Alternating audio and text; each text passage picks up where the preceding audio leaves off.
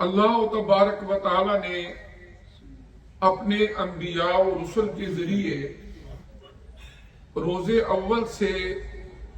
انسانوں کو یہ تھوڑی سی مختصر سی دنیا کی زندگی گزارنے کا سلیقہ سکھایا،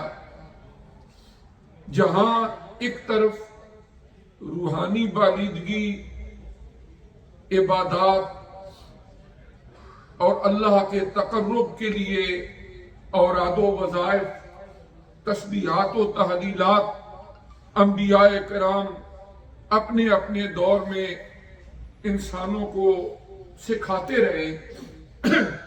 تاکہ وہ قلبی و ذہنی سکون بھی پا سکیں، اللہ کے مقرب بندے بن سکیں اور اپنی زندگی کے مقصد کو سمجھ سکیں۔ وہاں پر اس زمین کے اوپر رہتے ہوئے بھی آپس میں ایک دوسرے کا احساس کرنا اور ایک دوسرے کی معاونت کرنا، دکھ درد میں ایک دوسرے کا سہارا بننا، یہ تعلیمات بھی اللہ تبارک و تعالی نے اپنے انبیاء و رسل کے ذریعے انسانوں کو سکھائیں۔ مثلاً قرآن پاک رزق حلال کے حوالے سے ارشاد فرماتا ہے کہ جتنے بھی انبیاء و رسل تشریف لائے وہ اپنی امتوں کو یہ بتاتے رہے کہ تم نے حلال طیب رزق کمانا ہے، اس کو کھانا ہے۔ اب رزق کی ذمہ داری قرآن پاک کی منہ سے اللہ نے اپنے ذمہ لی۔ وَمَا مِن دَابَّةٍ فِي الْأَرْضِ إِلَّا عَلَى اللَّهِ رِزْقُهَا، یہ 12ویں پارے کی ابتدائی آیت کریمہ ہے۔ اللہ پاک نے فرمایا کوئی بھی چوپایا، کوئی رینگتا ہے، کوئی چلتا ہے، کوئی اڑتا ہے، جس کو بھی سروائیول کے لیے رزق کی ضرورت ہے، کھا پی کے اس نے زندہ رہنا ہے، اللہ تبارک و تعالی نے سب کے رزق کی ذمہ داری اپنے ذمہ دی۔ اب انسان کو اللہ تبارک و تعالی نے جب اس زمین کے اوپر بھیجا، رزق تو اس پہ بھیج دیا، اب انسان کو اگر ایک پیٹ ہے کہ اس کو کھانے کی ضرورت ہے، اس کو 2 ہاتھ بھی دیے، 2 پاؤں بھی دیے، عقل، شعور، صلاحیتیں بھی دی، اور فرمایا تم نے محنت کر کے، کوشش کر کے اپنے لیے رزق حلال تلاش کرنا ہے۔ کیوں؟ اس لیے کہ انسان کی زندگی اٹسیلف ایک آزمائش ہے۔ آپ دیکھیں نا، جتنے پرندے ہوا میں اڑ رہے ہیں، نہ وہ کوئی جاب کرتے ہیں، نہ کوئی بزنس کرتے ہیں، نہ ان کا کوئی بینک بیلنس ہے، نہ ان کے نام پہ کوئی بہت زیادہ پراپرٹیز ہیں، لیکن کھا کے ہی زندہ رہتے ہیں۔ اللہ تعالیٰ کہیں نہ کہیں سے ان کو رزق دے دیتا ہے۔ پہاڑی علاقوں کے اندر بعض اوقات بڑی بڑی چٹانیں، بڑے بڑے پتھر ہوتے ہیں، جب ان کو چیرا جاتا ہے اندر سے ایسے کیڑے مکوڑے نکل آتے ہیں جو وہاں بھی زندہ رہتے ہیں۔ سمندروں کی تہوں کے اندر بڑے بڑے جانور ہیں جن کا رزق، اس کی مقدار بھی بہت زیادہ ہے، اور اللہ تبارک و تعالیٰ وہاں بھی ان کو زندہ رکھتے ہیں، اس کو رزق دیتے ہیں۔ جو جانور جنگلوں میں رہتے ہیں انہیں وہاں بھی رزق ملتا ہے، یعنی جو کچھ ان کی ضروریات ہیں ان کو ملتی ہے۔ اب انسان کا معاملہ یہ ہے کہ انسان کو اللہ تعالیٰ نے اس زمین کے اوپر بھیجا ہے ایک آزمائش کے لیے، ایک امتحان کے لیے۔ یہ اس کے لیے امتحان دہ ہے۔ اب پہلے نمبر پر اس کا امتحان یہ ہے کہ جب یہ رزق حلال کی تلاش کرے گا تو آیا یہ حلال اور حرام کی تمیز کرتا ہے یا نہیں۔ دوسری آزمائش یہ ہے کہ اگر کسی کے پاس کوشش کے باوجود کم رہتا ہے،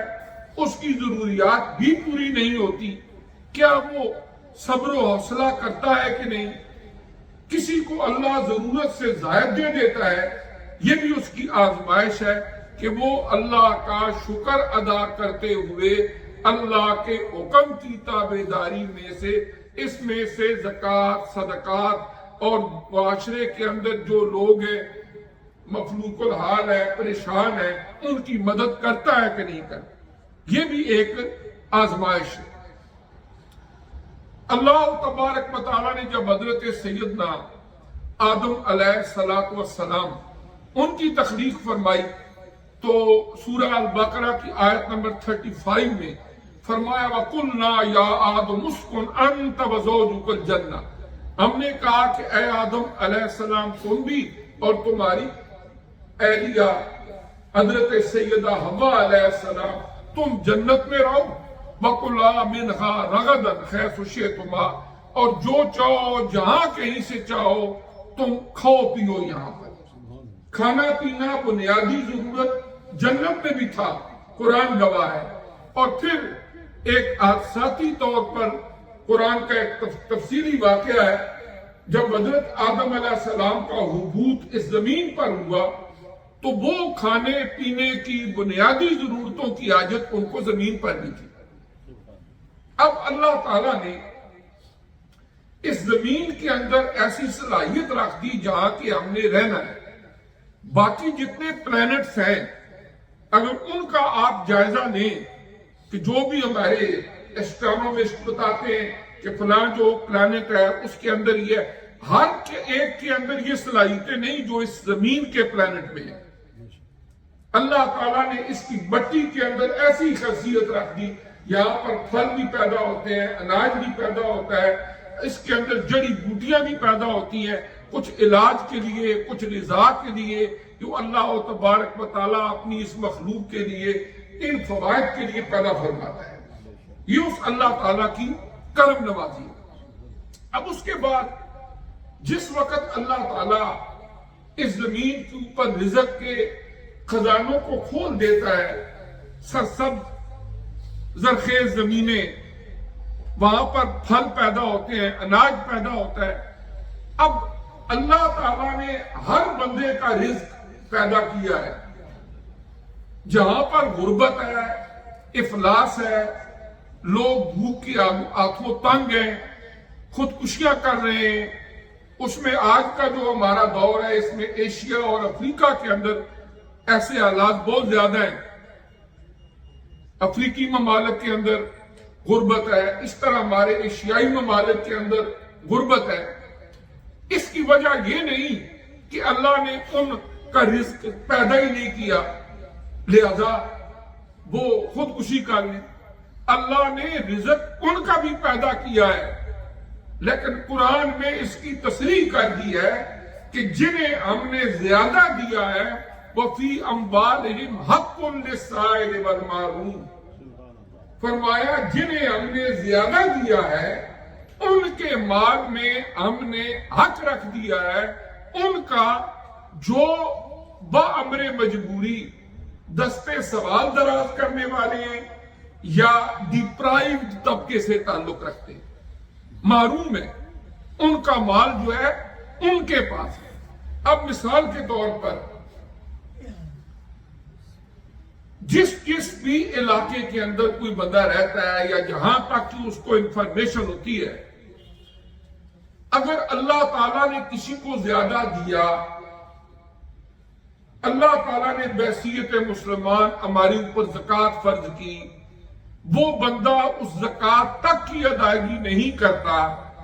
اور اسی معاشرے کے اندر لوگ غربت کے ہاتھوں تنگ ہو کے بھوک، افلاس یا بیماری کی صورت میں علاج کرانے کے لیے وسائل نہ ہونے کی وجہ سے فوت ہوتے ہیں، ان کے ذمہ دار وہ صاحب ثروت لوگ بھی ہیں، وہ حکمران بھی ہیں جو خود عیاشیاں کریں، اور معاشرے کے اندر جو غریب لوگ ہیں وہ اس طرح زندگی گزاریں کہ اللہ تعالیٰ نے تو ہر بندے کا رزق اس زمین پر پیدا کیا ہے، لیکن جہاں پر لوگ غربت کے ہاتھوں مر رہے ہیں، اصل بات یہ ہے کہ اللہ نے چونکہ ایک آزمائش رکھی تھی اور فرما بھی دیا تھا کہ وفی اموالہم حق للسائل والمحروم، کہ یہ جس پر تم چوکڑی مار کے بیٹھے ہو کہ یہ سارا میرا ہے، یہ سارا تمہارا نہیں، اس میں اللہ نے غریبوں کا، بے کسوں کا، معذوروں کا، یتیموں کا، بیواؤں کا اور معاشرے کے جو مفلوق الحال لوگ ہیں ان کا بھی حصہ رکھا ہے۔ لہذا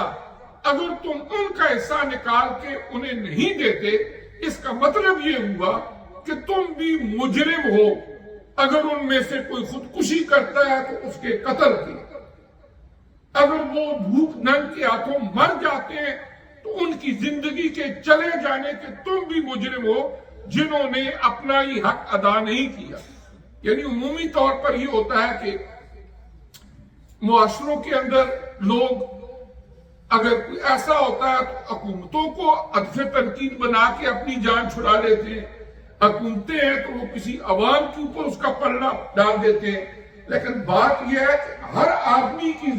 انفرادی ذمہ داریوں میں سے اللہ تبارک و تعالیٰ نے ایک ذمہ داری یہ رکھی ہے کہ معاشرے کے اندر جو غرباء مساکین ہیں ان کا وہ خیال رکھیں اگر اللہ نے انہیں صاحب ثروت کیا ہے۔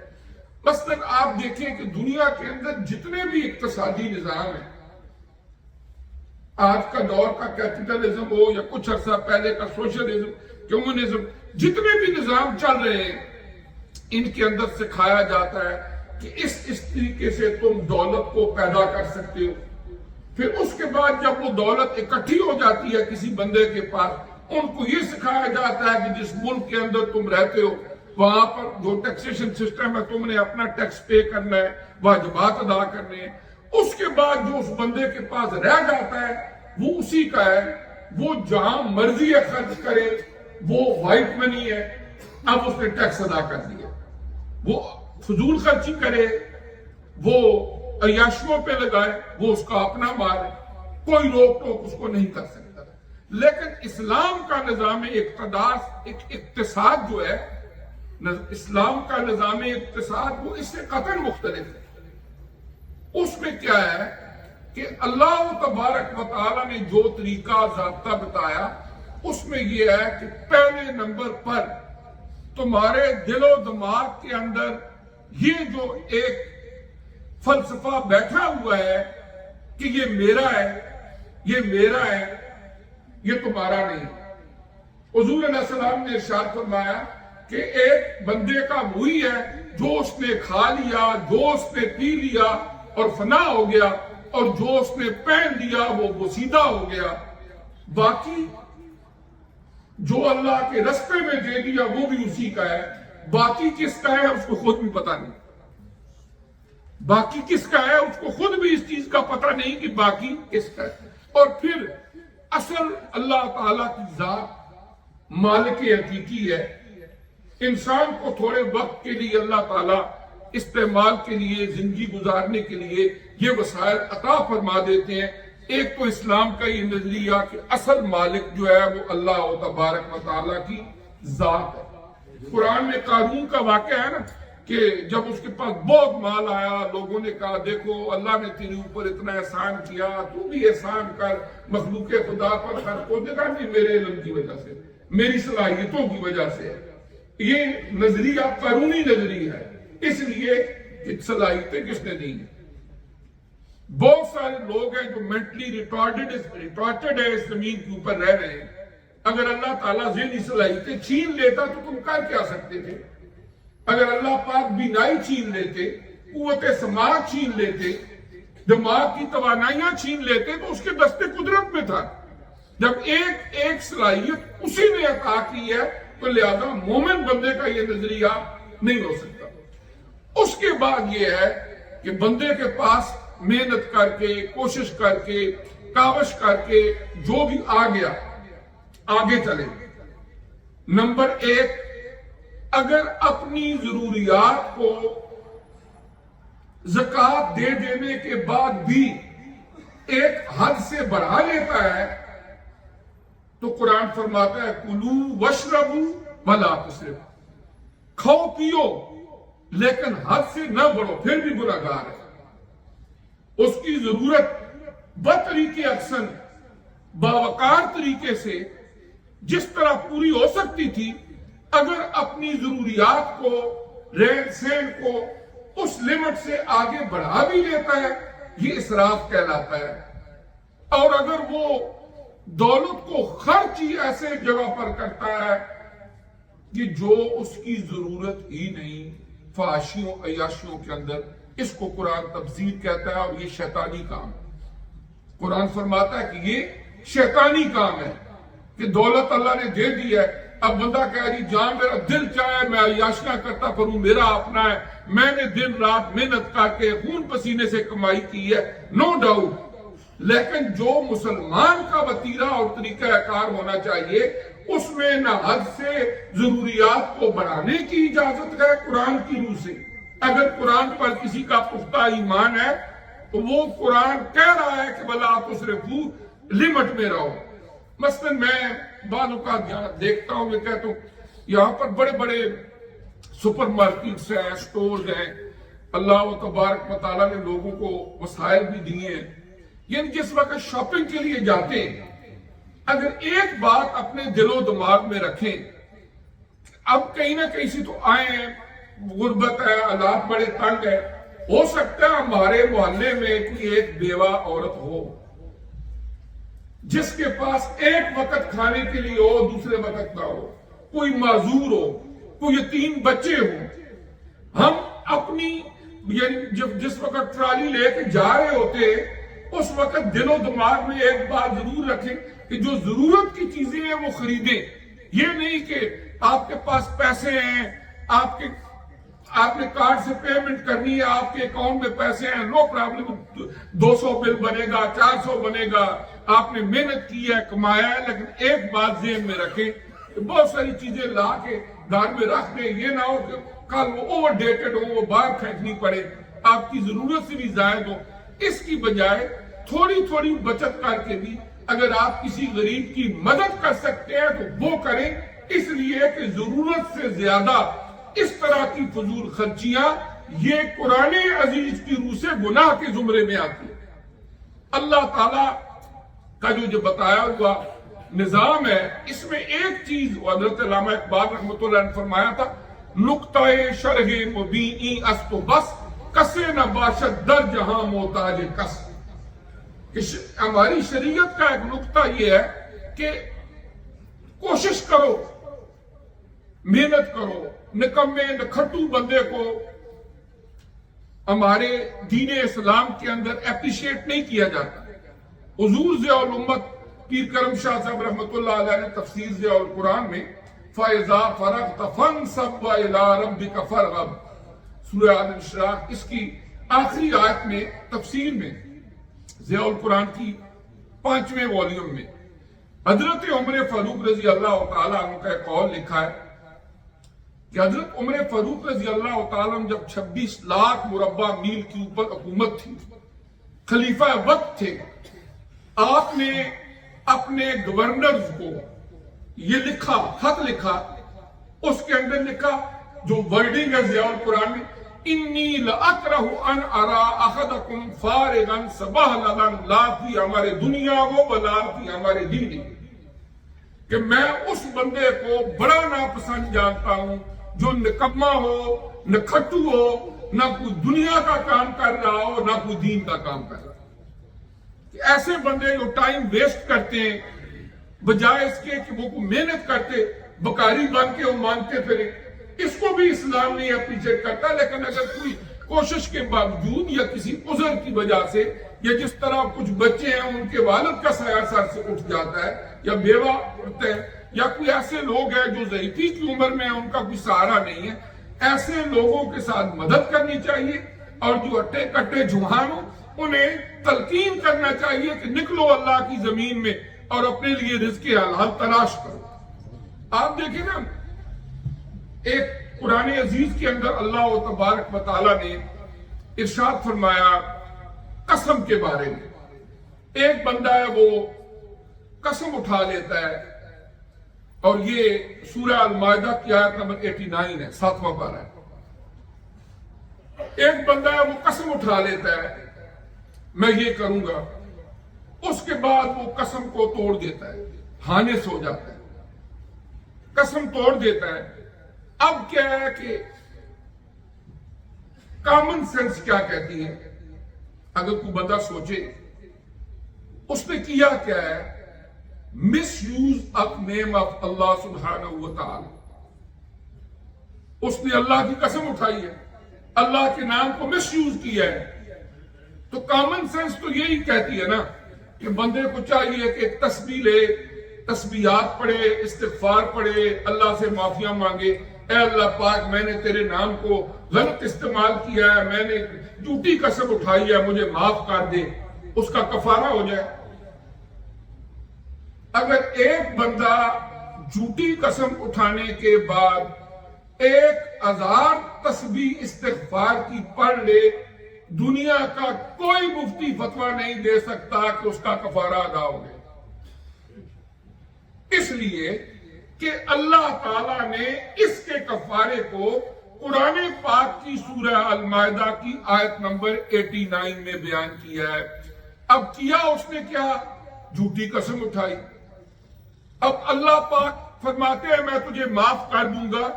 لیکن کرنا کیا ہے؟ فَكَفَّارَتُهُ إِطْعَامُ عَشَرَةِ مَسَاكِينَ مِنْ أَوْسَطِ مَا تُطْعِمُونَ أَهْلِيكُمْ أَوْ كِسْوَتُهُمْ،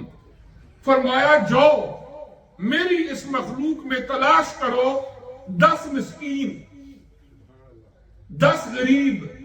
لاچار، ان کو جیسے تم اپنے بچوں کو کھانا کھلاتے ہو، تمہارا سٹینڈرڈ آف لیونگ ہے، اسی طرح کا 10 بندوں کو کھانا کھلا دو، یا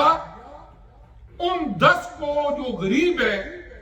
مناسب طرح کے وقت آلات ماحول کے مطابق کپڑے لے کے دے دو۔ اللہ پاک فرماتے ہیں میں تمہارا یہ گناہ معاف کر دوں۔ یعنی ایسے بے شمار مواقع ہیں آپ دیکھیں کہ جس کے اندر کیا ہوتا ہے کہ آپ جائیں 60 مسکینوں کو کھانا کھلا دیں،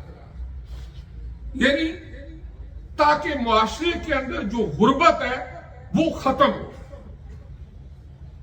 آپ دیکھیں نا زکوٰۃ کے اندر یہی فلسفہ ہے کہ ہر صاحب ثروت بندہ اپنا 2.5% زکوٰۃ نکال کے مستحق لوگوں کو دے۔ عشر کے اندر یہی فلسفی ہے کہ جن لوگوں کے پاس زمینیں ہیں، اللہ تعالیٰ نے انہیں رزق دیا ہے، اس میں سے عشر نکال کے وہ غرباء میں، مساکین میں تقسیم کریں۔ اور اس کی وجہ کیا ہے؟ اگر سوشلی آپ دیکھیں اس کی وجہ کیا ہے کہ بہت سارے سوشل ایول جو کمیونٹی کے اندر ہوتے ہیں ان کا سبب معاشی حالات ہوتے ہیں۔ حضرت علامہ اقبال رحمۃ اللہ تعالی علیہ نے بہت ساری شاعری کی کتابیں لکھی ہیں، لیکن شاید آپ کے علم میں ہوگا آپ نے سب سے پہلے پروز میں، نثر میں ایک کتاب لکھی تھی، اس کا نام ہے علم الاقتصاد، اور اس میں وہ لکھتے ہیں کہ غربت اور افلاس ام الخبائث ہے، کہ یہ جو غربت اور افلاس ہے یہ ام الخبائث ہے، ساری خباثتوں کی ماں ہے، کہ جس معاشرے میں لوگوں کو سیر ہو کے کھانا نہیں ملے گا کوشش کے باوجود، اور غلط تقسیم ہوگی دولت میں، وہاں عورتیں جسم فروشی پر بھی مجبور ہو سکتی ہیں، بندے غلط کاریوں پر، چوری چکاری، اس قسم کی چیزوں پر مجبور ہو سکتے ہیں۔ اور اس کے پیچھے مین فیکٹر جو کیا ہوتا ہے وہ ہے غربت اور افلاس۔ اور اللہ تبارک و تعالی نے قرآن عزیز کے اندر بھی جس معاشرے کے اندر لوگوں کو رزق کی وسعت ہو اس کو اپنی نعمت قرار دیا ہے، اور اللہ تبارک و تعالی نے جس معاشرے کے اندر لوگ جو ہیں وہ تنگ دستی اور پریشانی کی حالت میں ہوں اس کو اپنا عذاب بھی قرار دیا ہے۔ یہ اللہ تبارک و تعالی نے قرآن عزیز کے اندر ارشاد فرمایا ہے۔ تو مسئلہ یہ ہے کہ بہت ساری وہ چیزیں معاشرے کی یہ خرابیاں، اس کی بنیاد اس کے پیچھے اس ملک کے معاشی حالات ہوتے ہیں، اور ہمارے دین اسلام کی تعلیمات کے اندر یہی وجہ ہے کہ معاشرے کے اندر غربت کو، افلاس کو، لاچارگی کو ختم کرنے کے لیے بے شمار قرآن کی آیات، حضور علیہ السلام کی حدیث مبارکہ. آپ دیکھیں نا، آپ نے ہجرت کی،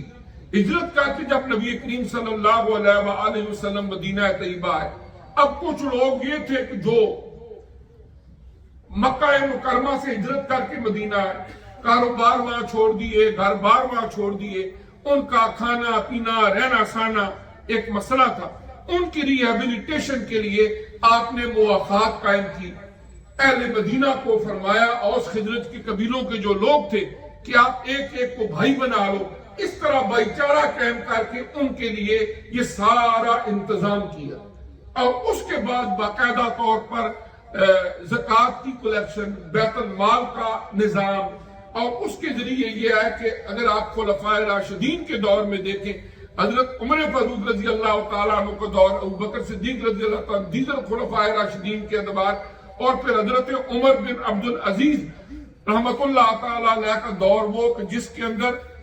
انہی اسلامی تعلیمات کی روشنی میں جب ایک معاشی نظام تشکیل دیا گیا، باضابطہ طور پر ہر صاحب حیثیت زکوٰۃ دیتا تھا، صدقات دیتا تھا، بیت المال میں جاتے اور پھر وہ غرباء میں تقسیم ہوتے. ایک وقت وہ بھی آیا کہ جزیرت العرب کی اسی زمین کے اوپر لوگ اپنی زکوٰۃ لے کے گلیوں میں پھرتے تھے، مستحق کوئی نظر نہیں آتا، کوئی مستحق نہیں ملتا تھا. اب بھی آپ دیکھ لیں، کوئی ایک شہر آپ دیکھ لیں، میں مثال دیتا ہوں کہ آپ اپنے ملکوں کے اندر مثلا لاہور، کراچی،